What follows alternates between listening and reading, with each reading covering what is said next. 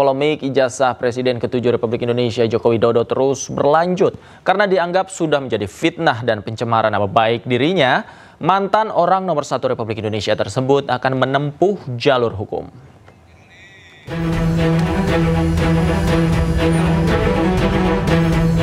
Polemik ijazah Presiden ke-7 RI Joko Widodo terus berlanjut.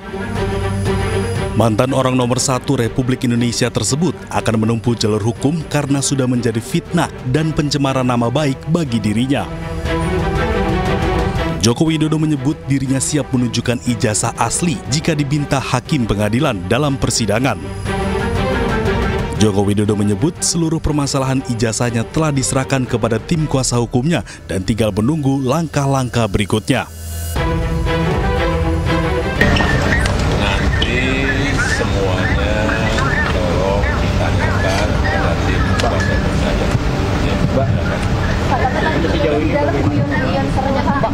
Memang. Pak, lihat sini Pak. Rame ya Pak.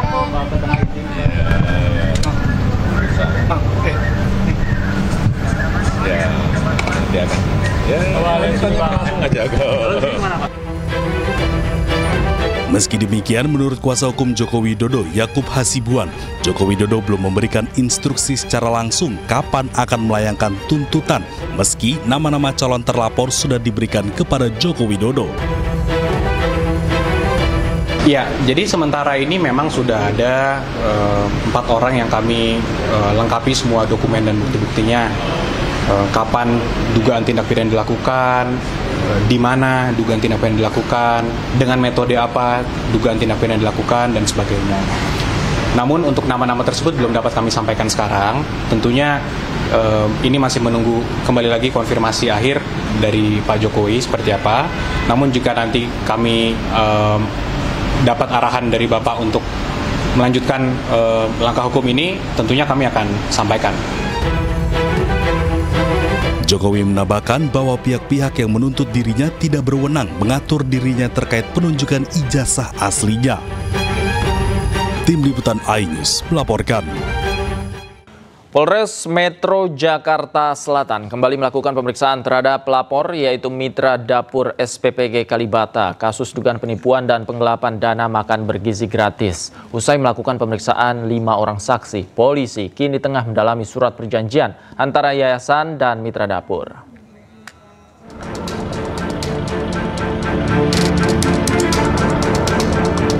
Polres Metro Jakarta Selatan kembali melakukan pemeriksaan terhadap pelapor kasus dugaan penipuan dan penggelapan dana makan bergizi gratis yaitu Mitra Dapur SPPG Kalibata. Setelah diambil keterangan, sebanyak 5 orang saksi dari Mitra Dapur SPPG Kalibata dalam kasus dugaan penipuan dan penggelapan dana MBG keluar dari kantor Polres Metro Jakarta Selatan. Pemeriksaan dilakukan terhadap pelapor, bagian administrasi, dapur, operasional, dan orang yang mengetahui perjanjian antara yayasan dan korban. Dana Harli, kuasa hukum pelapor mengatakan polisi kini tengah mendalami surat perjanjian antara yayasan dan korban.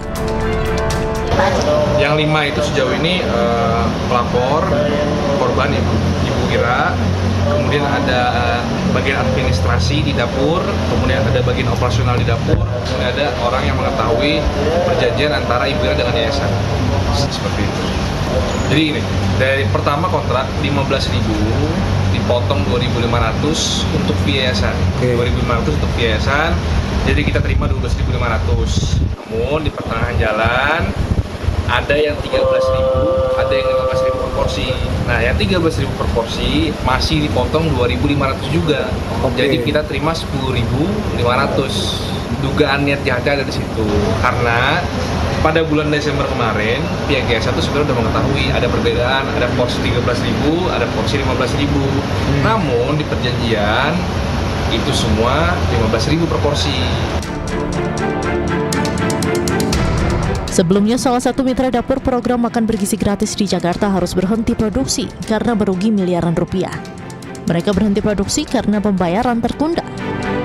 Mitra Dapur SPPG Kalibata sendiri menyalurkan makanan bergizi gratis ke 19 sekolah di kawasan Kalibata, Jakarta Selatan dengan jumlah makanan sebanyak 3.400 porsi per hari. Oleh karena tak kunjung dibayar oleh yayasan meski dana untuk Mitra Dapur telah ditransfer Badan Gizi Nasional, Mitra Dapur SPPG Kalibata sempat berhenti beroperasi selama sepekan. hingga akhirnya melaporkan kasus dugaan penipuan dan penggelapan ke Polres Metro Jakarta Selatan. Dari Jakarta, Dan Helmi Sajangbati, iNews melaporkan. Pemirsa, Presiden Prabowo Subianto merespon tentang dugaan penggelapan dana makan bergizi gratis di Jakarta Selatan. Prabowo menjamin akan menyelesaikan masalah tersebut.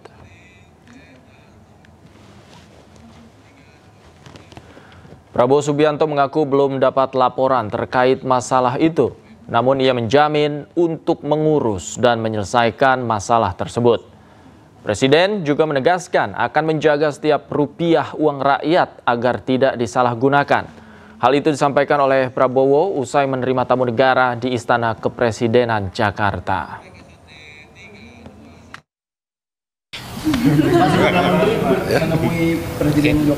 Saya nggak tahu ini laporan ini.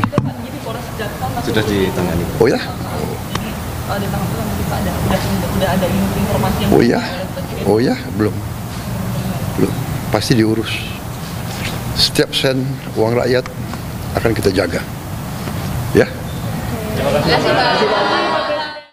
Pemirsa, Presiden Prabowo Subianto menyindir sosok profesor yang disebut kerap mengkritisi program makan bergizi gratis. Padahal Prabowo menegaskan program ini diinisiasi agar tak ada anak Indonesia yang kelaparan dan kurang gizi. Kita memberi program makan bergizi, ada yang menentang, ada yang nyinyir, dan yang nyinyir kagetnya tuh ya ada yang profesor nyinyir gitu. Tapi nggak apa-apalah, ya kan? Biar nanti profesor belajar dari Ustadz Adi Hidayat gitu. Jangan-jangan dia profesornya di ruangan. Nggak tahu belajarnya apa, tapi di ruangan. Kita mau yakinkan tidak ada anak Indonesia yang lapar. Kita mau yakinkan tidak ada anak Indonesia yang tidak tumbuh badannya karena kurang gizi. Yang jumlahnya itu cukup banyak. 25%. Dari 4 anak Indonesia 1 kurang gizi. Yang 3 mungkin ya pas-pasan. Saya kalau keliling, saya lihat di Timur Tengah gurun pasir, desert, nggak bisa ditanam. Tapi rakyatnya, anak-anaknya tinggi besar.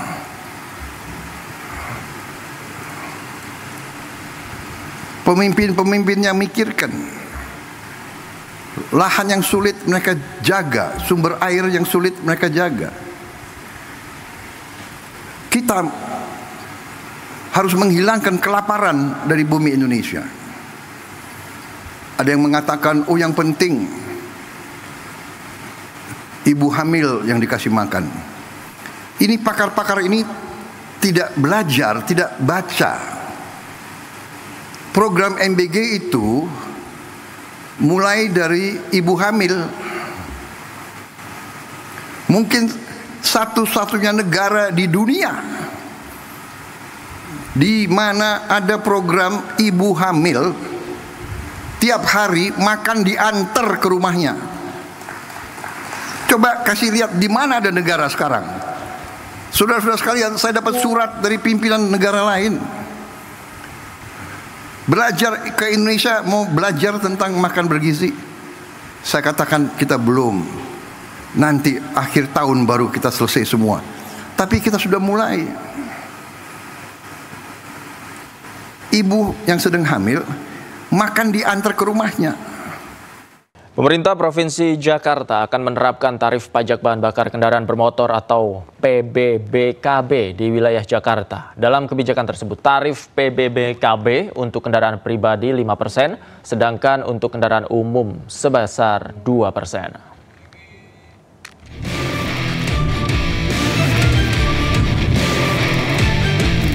Tarif pajak bahan bakar kendaraan bermotor atau PBBKB di wilayah Jakarta secara resmi segera diterapkan.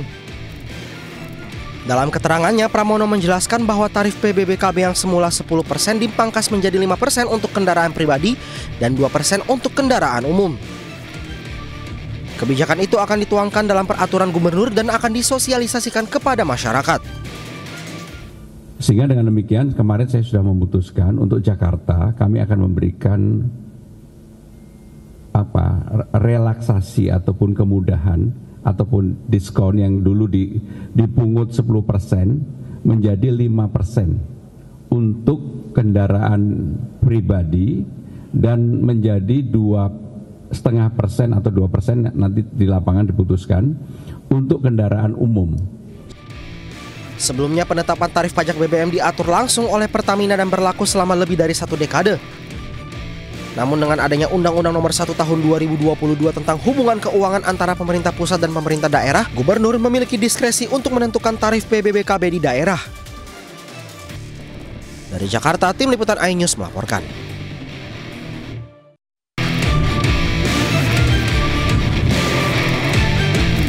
Tarif pajak bahan bakar kendaraan bermotor atau PBBKB di wilayah Jakarta secara resmi segera diterapkan. Dalam keterangannya, Pramono menjelaskan bahwa tarif PBBKB yang semula 10% dipangkas menjadi 5% untuk kendaraan pribadi dan 2% untuk kendaraan umum. Kebijakan itu akan dituangkan dalam peraturan gubernur dan akan disosialisasikan kepada masyarakat. Sehingga dengan demikian kemarin saya sudah memutuskan untuk Jakarta kami akan memberikan relaksasi ataupun kemudahan ataupun diskon yang dulu dipungut 10% menjadi 5% untuk kendaraan pribadi dan menjadi 2,5% atau 2% nanti di lapangan diputuskan untuk kendaraan umum. Tarif pajak bahan bakar kendaraan bermotor atau PBBKB di wilayah Jakarta secara resmi akan segera diterapkan. Dan untuk membahasnya lebih lanjut kami telah terhubung dengan Ciko Hakim, juru bicara Gubernur Jakarta. Selamat malam Bang Ciko, apa kabar? Selamat malam, kabar baik, alhamdulillah. Maaf ya, ini di kendaraan nih karena masih terjebak kemacetan. Siap, nggak apa-apa Bang Ciko, terima kasih atas waktunya bergabung bersama kami. Bang Ciko, terkait aturan pajak BBM, ini juga masyarakat mulai resah. Sebenarnya seperti apa nanti penerapannya, kemudian skemanya seperti apa, bisa dijelaskan Bang? Jadi gini, aku kasih backgroundnya dulu ya, dan mungkin ini juga akan mengejutkan bagi masyarakat yang merasa resah dan lain-lain. Karena sebenarnya pajak PBBKB atau pajak atas konsumsi BBM ini di kendaraan bermotor itu sudah berlaku sejak tahun 2015 dan bukan hanya di Jakarta. Jadi ini adalah aturan pusat dan kemudian pajak ini sebenarnya undang-undangnya udah ada dari tahun 1997. Jadi kalau memang ada kenaikan harga BBM selama ini, memang itu karena juga ada kenaikan dari harga dari pajak tersebut. Tapi memang baru-baru ini muncul seakan-akan ini sesuatu yang baru. Tapi ini bukan sesuatu yang baru. Nah, namun ada kemudian tujuannya kan kita tahu untuk mengurangi atau mengendalikan konsumsi BBM satu, dan harapannya juga tentu memberikan masukan kepada pemerintah daerah karena ini tertuang juga dalam undang-undang terkait dengan hubungan keuangan antara pusat dan daerah. Jadi pusat memberikan ruang untuk penerimaan atau pendapatan daerah di mana pajak ini diberlakukan, dan ada 14 daerah yang akan istilahnya mengefektifkan pajak ini dan berkisar antara 5-10%. Nah, tapi kita ketahui kondisi ekonomi seperti sekarang dan juga masukan tentang aspirasi masyarakat yang berkembang tentu menjadi pertimbangan sehingga Pak Gubernur kemudian memberikan relaksasi tadi disampaikan, dan ini juga diberikan ruang oleh pemerintah pusat yang juga mengingatkan pemerintah daerah untuk memberikan insentif fiskal bagi pemerintah daerah yang memberlakukan pajak ini. Jadi Pak Gubernur sudah memutuskan secara lisan dan akan dituangkan dalam Pergub tentunya dan akan disosialisasikan ke masyarakat yang tadinya 10% yang diputuskan oleh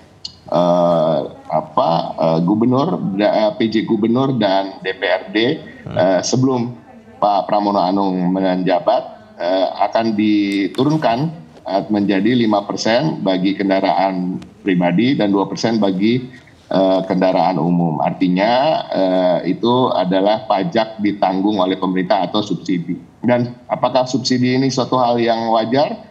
Betul, ini sering terjadi kalau kita bicara terkait dengan subsidi pusat misalnya, kalau kita membeli kendaraan listrik, ada bebas PPN, nah itu sesungguhnya artinya pemerintah pusat menanggung PPN-nya. Begitu juga perumahan misalnya, pemerintah pusat juga mensubsidi perumahan. Dan ini suatu hal yang biasa dan kebijakan ini diambil tentunya kita melihat kondisi ekonomi sekarang, masyarakat yang tidak terlalu baik-baik saja tentunya kita ketahui, artinya memang sewajarnya gubernur mengambil sikap.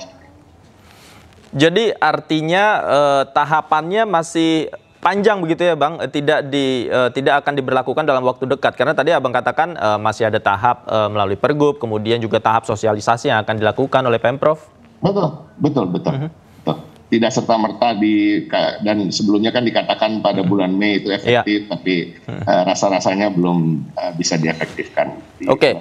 Kalau untuk detailnya Bang, apakah sudah dibahas saat ini? Artinya begini, apakah jenis bahan bakar yang mana saja yang kena pajak, ataukah ada bahan bakar tertentu yang tidak kena, kemudian dibebankan kepada konsumen, kemudian dan lain-lain, ini detailnya sudah dibahas Bang? Yang pasti yang pajak BBM non subsidi ya, Pertamax. Oke, yang subsidi tidak ya, Bang ya? Seharusnya tidak. Ya, sepengetahuan kami tidak. Nanti kita akan cek lagi. Tapi sepengetahuan kami memang pajak itu diberikan pada BBM yang non subsidi.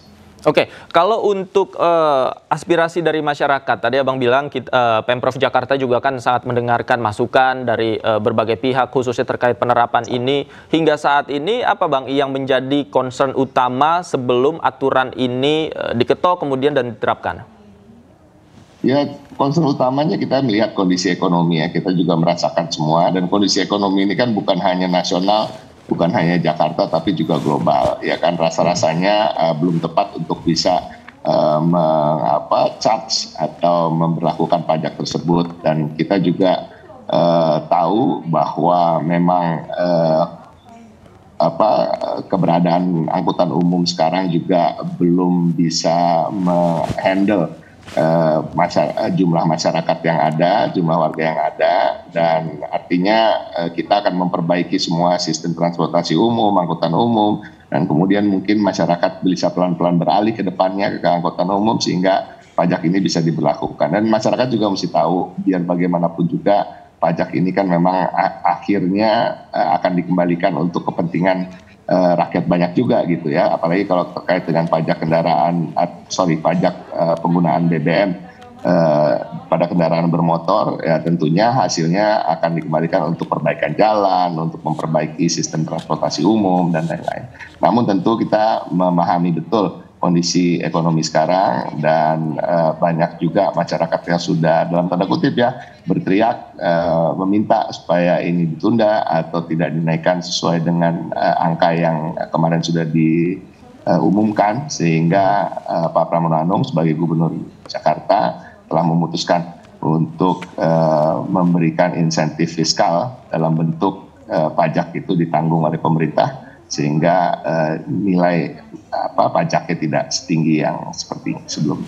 Oke, menarik soal relaksasi tadi Bang. Artinya angka 2-5% ini adalah inisiatif dari Pemprov Jakarta, tidak diatur dalam aturan pusat begitu, seperti yang tadi Abang bilang. Sebenarnya dari 2015 ini sudah berlaku. Jadi gini, pertama ya saya jelasin dulu alurnya. Alurnya adalah pemerintah pusat justru memberikan ruang untuk pemerintah daerah mengutip pajak terkait dengan BBM ini. Itu satu. Yang kedua,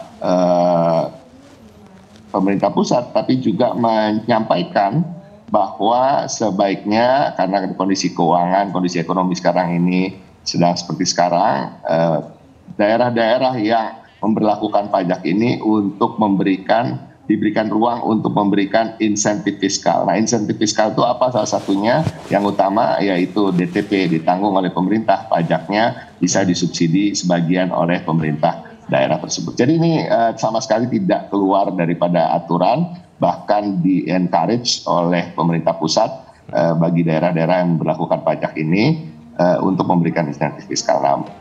Dan insentif fiskal itu bisa berapa persen pun sesuai dengan apa yang dianggap pantas di setiap daerah, yang tentunya khas daerah masing-masing mempunyai istilahnya kepantasan tersendiri-sendiri lah untuk bisa memberikan insentif pajak itu, sehingga Pak Gubernur Pramono Anung berkesimpulan pada akhirnya untuk memberikan potongan seperti yang sudah disampaikan, 5% untuk pajak kendaraan pribadi dan 2% untuk kendaraan umum. Oke, nah ini menarik. Mungkin masyarakat juga belum tahu detail ini ya, Bang Ciko. Jadi masyarakat juga mungkin punya asumsi sendiri bagaimana kemudian pajak BBM yang akan berlaku, skemanya seperti apa. Nah, apa yang perlu masyarakat ketahui tentang penerapan pajak BBM ini, Bang Ciko? Ya prinsipnya gini, bahwa selama ini setiap tahunnya, bahkan sejak tahun tadi, bahkan yang lebih terkait dengan diberlakukannya oleh pemerintah daerah seluruh Indonesia ya, ini bukan hanya Jakarta. Permasalahannya kan memang seakan-akan disorot ini adalah hanya Jakarta, tapi enggak, ini adalah suatu pajak yang dikutip oleh daerah-daerah lain juga. Ini sudah berlaku sejak 2018 ya, selama setiap tahunnya. Makanya BBM kita naik, selain harga minyak dunia juga berpengaruh terhadap kenaikan harga BBM, tapi memang selalu ada pajak tambahan untuk penggunaan BBM bagi kendaraan bermotor. Nah ini aja, jadi ini bukan sesuatu hal yang baru, tapi memang apabila ada pajak yang sebelumnya disebutkan 10% dirasakan berat bagi mayoritas masyarakat kita, khususnya di Jakarta, kemudian nanti tentunya tidak akan seperti itu, dan kedepannya hanya 5% dan 2% untuk kendaraan umum. Dan ini tentunya masih ada tahapan seperti disampaikan oleh Davi tadi, harus dituangkan dalam pergub dan kemudian akan disosialisasikan kepada masyarakat, sehingga masyarakat sudah siap untuk bisa menerima kebijakan ini. Dan harapan kita ya harga minyak dunia jangan terlalu tinggi, sehingga juga harga BBM ini kan berbeda dengan ketika dulu ya 10 tahun, 20 tahun lalu harga BBM itu selalu statis ya, udah pasti, tapi kan sekarang tergantung juga dengan harga minyak dunia. Jadi harapan kita kenaikan ini bisa-bisa aja di tengah tahun atau akhir tahun, bahkan tidak terlalu terasa bagi masyarakat. Oke, ini penting nih diketahui oleh warga Jakarta. Jadi jangan resah ya, sebelum tadi tahapannya melalui pergub, kemudian tentu ada masa sosialisasi yang penting untuk diketahui oleh warga Jakarta khususnya. Terima kasih Bang Ciko sudah bergabung bersama kami. Selamat malam Bang Ciko. Salah satunya melalui undangan-undangan seperti ini. Oke, kalau gitu Bang Ciko, kalau kita undang harus selalu siap ya Bang. Terima kasih Bang Ciko. Selamat malam, sehat selalu Bang Ciko. Selamat malam, sehat-sehat, sama-sama.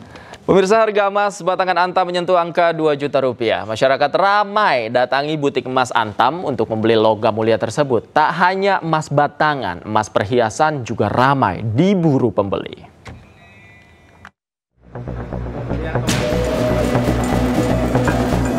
Harga emas batangan yang dijual oleh PT Antam Tbk mengalami kenaikan harga signifikan. Harga emas batangan 24 karat pada Senin 21 April 2025 mengalami kenaikan sebesar Rp15.000 per gram menjadi Rp1.980.000 per gram. Pada hari Selasa 22 April 2025, harga emas batangan 24 karat kembali naik 2 kali lipat sebesar Rp59.000 per gram menjadi Rp2.039.000 per gram.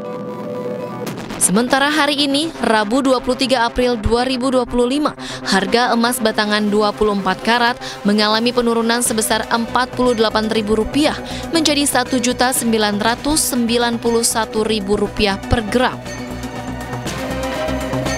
Meskipun mengalami kenaikan harga, masyarakat masih ramai membeli logam mulia tersebut. Masyarakat antusias untuk membeli ataupun menjual kembali emas batangan yang sudah dimiliki. Sangat luar biasa banget ya, maksudnya invest banget nih untuk yang teman-teman yang belum mau invest ke emas ya lebih baik ke emas Antam aja sih. Semoga aja harga stabil ya, maksudnya terus meningkat dan harga jual pun stabil gitu, nggak turun banget gitu. Tak hanya emas batangan, emas dalam bentuk lain seperti cincin pernikahan juga ramai diburu pembeli meski kenaikan harga mencapai 50%. Keuntungan sih ada, tapi tipis. Ingin stabil seperti bulan-bulan lalu aja. Pertama minat, karena kan kita lebih ke wedding ring. Kebutuhan orang tuh pasti setiap tahun ada, tapi karena harganya semakin tinggi, jadi penurunan minat customer agak berkurang. Harga emas melonjak 8% di tengah nilai dolar Amerika Serikat yang merosot 1,10% semenjak kebijakan kenaikan tarif pajak impor yang diberlakukan Donald Trump. Kebijakan ini dinilai akan terus mempengaruhi kurasi harga emas Indonesia hingga beberapa bulan ke depan. Dari Jakarta, Hamzah Aswanhas, Ari Setiawan, iNews melaporkan.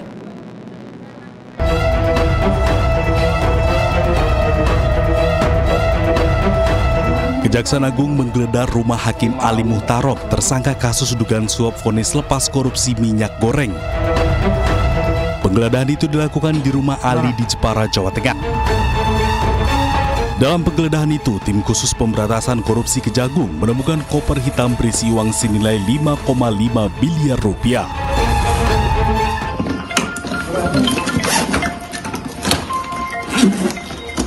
Halo, siapa?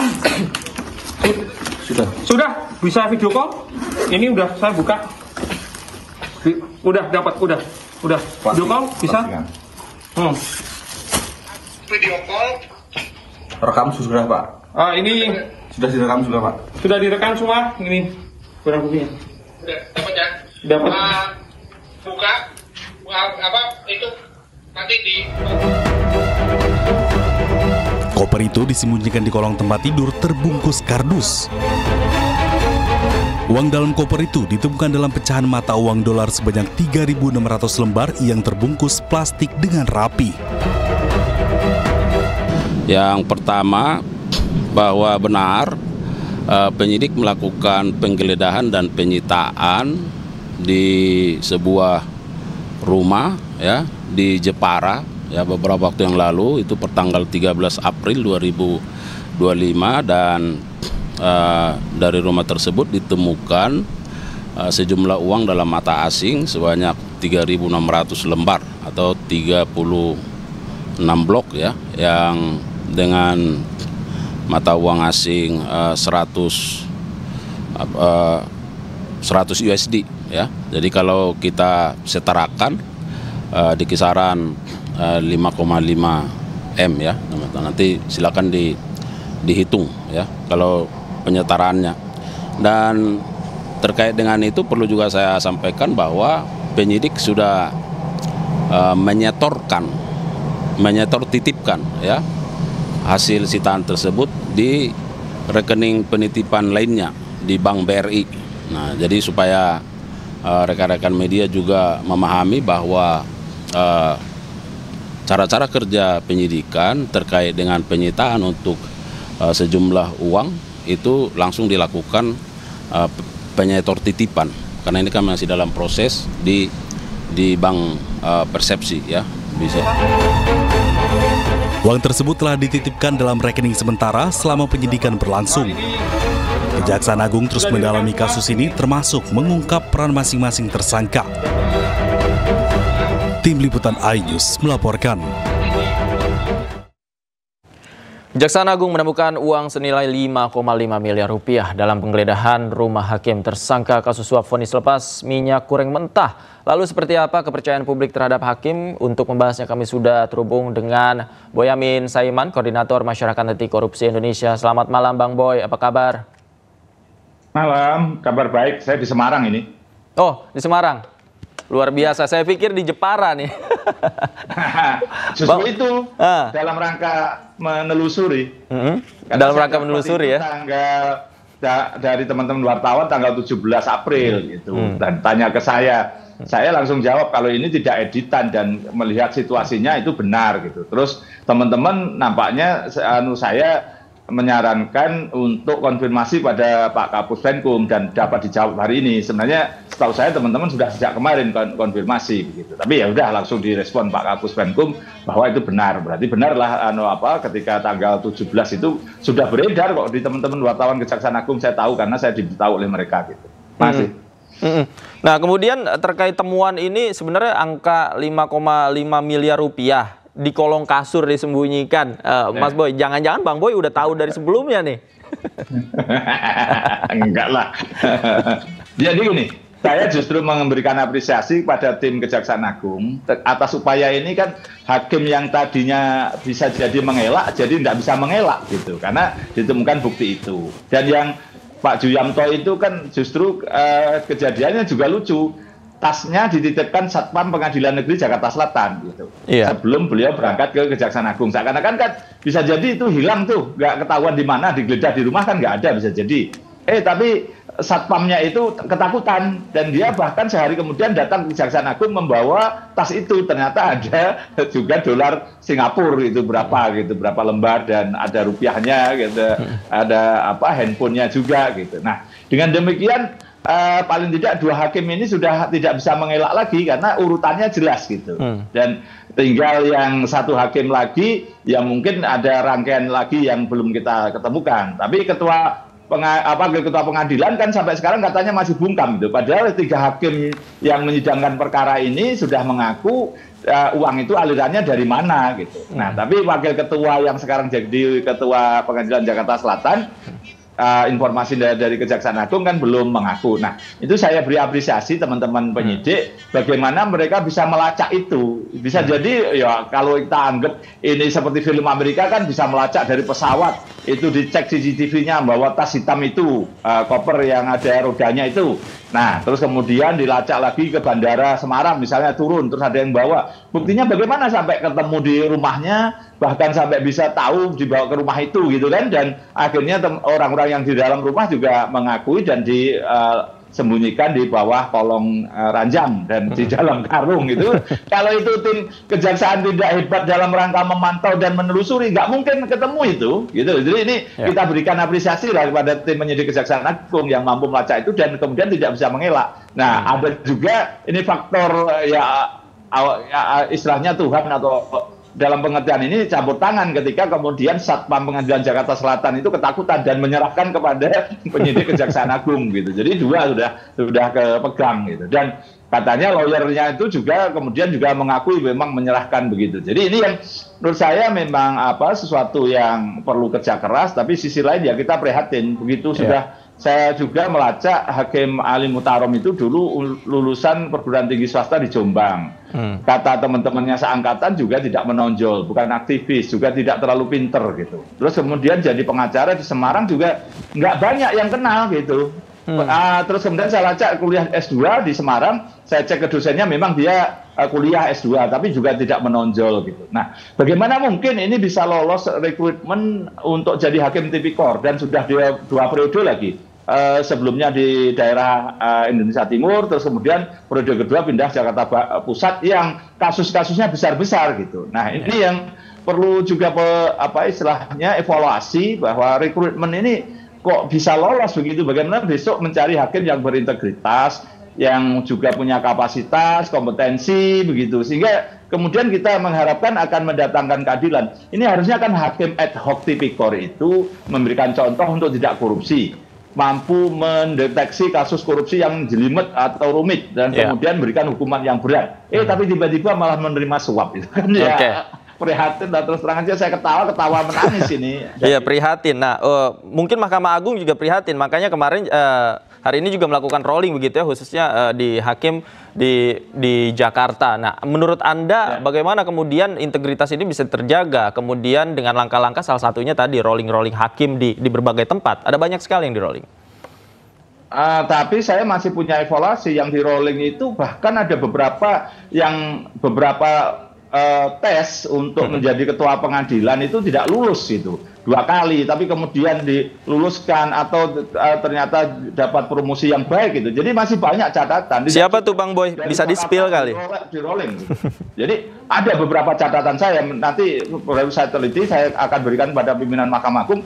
Ternyata banyak yang tidak lulus untuk ujian jadi pimpinan. Nah harusnya itu kan nggak bisa jadi wakil ketua segala macam gitu, nggak bisa. Jadi ada beberapa yang catatan-catatan saya. Jadi ini yang tidak cukup begitu gitu. Saya hanya satu minta kepada Mahkamah Agung membuka diri terhadap pengawasan Komisi Yudisial baik dari sisi perilaku maupun juga dari sisi penilaian putusan. Soal nanti putusan itu tidak bisa dibatalkan tidak apa-apa, tapi dinilai dan kemudian hakim yang bersangkutan juga bisa paling tidak promosi atau bahkan dipindahkan ke tempat yang tidak terlalu banyak kasusnya begitu. Jadi ini kan perintah konstitusi kita Undang-Undang Dasar 45 bahwa pengadilan independen.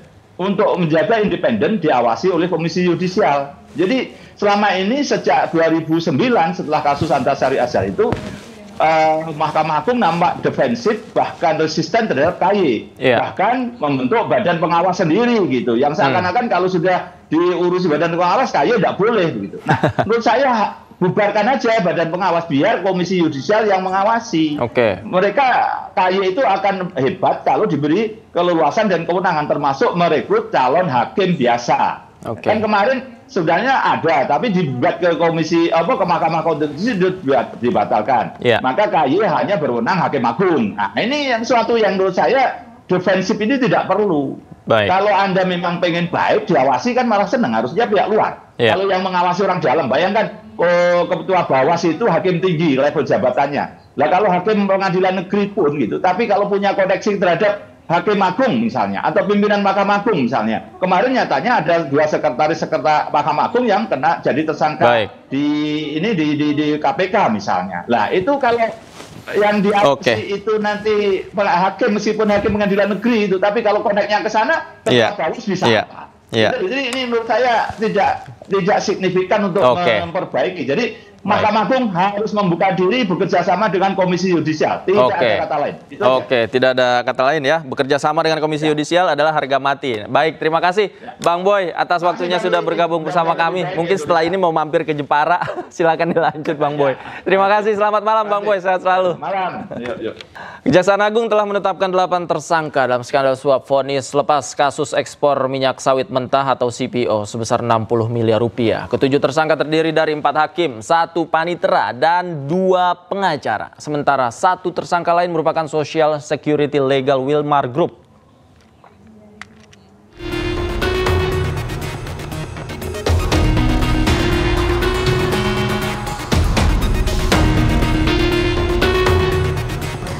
Kejaksaan Agung telah menetapkan 8 tersangka dalam kasus dugaan jual beli putusan dalam perkara korupsi bahan baku minyak goreng. 3 diantaranya merupakan hakim dan 1 ketua Pengadilan Negeri Jakarta Selatan. Kejaksaan Agung mengungkap Ketua Pengadilan Negeri Jakarta Selatan memberikan uang suap kepada 3 hakim sebanyak 22,5 miliar rupiah.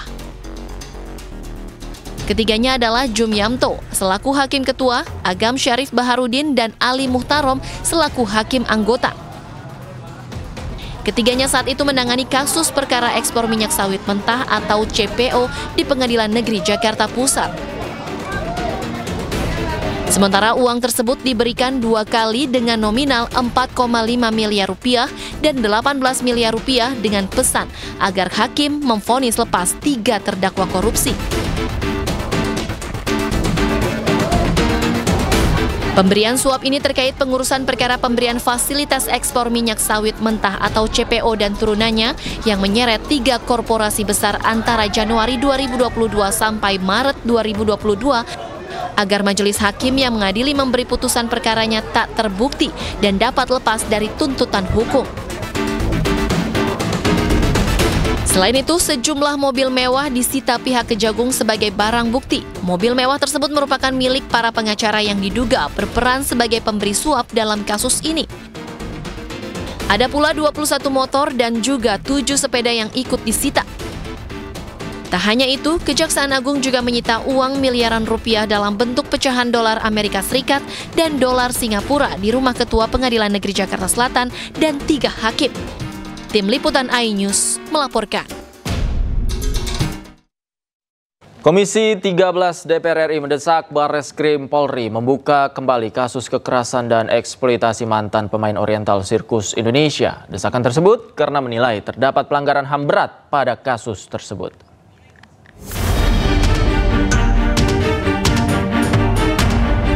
Komisi 13 DPR RI menggelar audiensi dengan Komnas HAM dan Komnas Perempuan membahas kasus dugaan kekerasan dan eksploitasi mantan pemain Oriental Sirkus Indonesia atau OCI. Pada audiensi yang dihadiri mantan pemain OCI ini, Komisi 13 menilai terdapat beberapa pelanggaran HAM berat yang dilakukan manajemen OCI berupa penyiksaan fisik hingga perdagangan manusia. Untuk itu, Komisi mendesak Barreskrim Polri untuk membuka kembali kasus dugaan kekerasan dan eksploitasi tersebut. Nah, kita Komisi 13 ingin mengawal kasus ini terkait dengan tindak kejahatannya, bahwa Mabes Polri membuka kembali kasus ini dan katakanlah menghukum pelaku kejahatan ini kalau masih ada ya. Saya tadi belum melihat fakta seperti itu. Yang kedua, kehadiran negara dalam proses pemulihan, bahwa mereka adalah rakyat Indonesia, mereka selama ini sejak dari umur bayi sudah ditelantarkan dan dieksploitasi oleh oknum-oknum OCI. Saya pikir harus ada kehadiran negara untuk proses pemulihannya. Saya pikir itu. Sebelumnya diketahui bahwa proses hukum atas kasus ini terhenti pada tahun 1999 karena kurangnya bukti. Kasus ini bisa dibuka kembali dengan menggunakan pasal tindak pidana perdagangan orang atau TPPO, mengingat sebagian besar mantan pemain OCI diduga diperjualbelikan sejak masih usia dini. Dari Jakarta, Tim Liputan iNews melaporkan.